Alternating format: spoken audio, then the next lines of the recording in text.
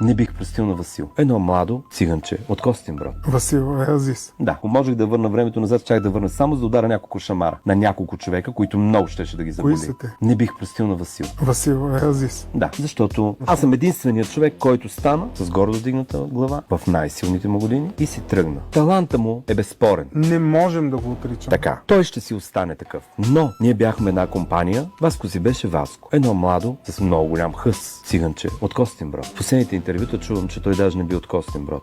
Той го казва, значи може би аз не съм запомнил нещо. Той е бил образ на много хора, не само на мен. Но аз изгарях, защото аз пренасях върху него страшно много от моите желания за изработка на корони, на гримове, на туалети и така нататък. Много идеи ги подарих на него. Негов си е таланта. Аз не съм създал Азис. Времето, екипа и много други хора създадохме Азис. Не бих му простил това, че той никога в неговите интервюта не го призна. Никога. Дори водеше предаване, в което извади колега и каза: това е човекът, който създаде образа на Азис. Ако аз някога съм получавал незаслужен шамар, ето това е този незаслужен шамар. Истината рядко е това, което изглежда. Въпросът е, готов ли си да я видиш?